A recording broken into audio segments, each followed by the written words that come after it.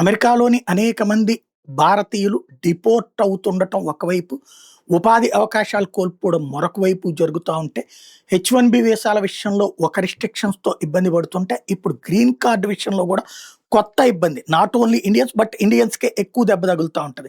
US diversity visa లాటరీలో పాల్గొనేందుకు భారతీయులకి ఇప్పుడు అవకాశం లేకుండా పోయింది. ఇది 25, 26, 27, 28 దాకా కూడా అవకాశం లభించింది. అంటే ట్రంప్ ఉన్నంత వరకు అవకాశం లభించదు.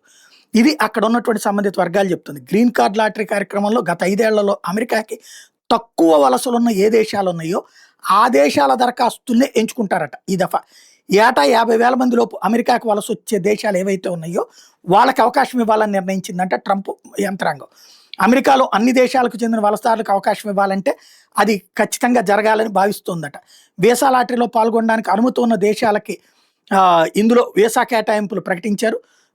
ఈ లాటరీలో పాల్గొనడానికి వాళ్ళకి అవకాశం ఇవ్వట్లేదని, అంటే గత కొన్నేళ్లుగా భారత్ నుంచి అమెరికాకి అధికారికంగా వలసలు ఉండటంతో భారతీయులకి ఈ వీసా కార్యక్రమానికి కావాల్సిన అర్హత పరిమితి మించిపోయిందని, అందువలన ఈ దఫా ఈ లాటరీలో పాల్గొనడానికి భారతీయులకు అవకాశం ఇవ్వట్లేదని సంబంధిత అధికారులు చెప్తున్నారు.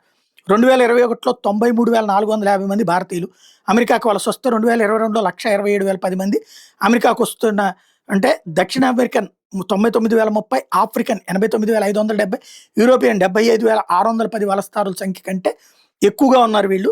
2023లో కూడా 78,070 మంది భారతీయులు అమెరికాకు వలస వచ్చారు. ఈ రికార్డుల ఆధారంగా 2028 వరకు భారతీయులని యుఎస్ డైవర్సిటీ వీసా లాటరీలకు అనర్హులుగా నిర్ణయించారు అన్నటువంటిది తాజాగా చెప్తున్నటువంటి మాట. ఇప్పటికే ఇమ్మిగ్రేషన్ విధానంలో అమెరికా తీసుకుంటున్న కఠిన చర్యలతో ఒక సమస్య అయితే, ఈ లాటరీకి 2026 వరకు అర్హత సాధించిన ఇతర దేశాలు ఏంటంటే చైనా, దక్షిణ కొరియా, కెనడా, పాకిస్తాన్ కూడా ఉన్నాయి.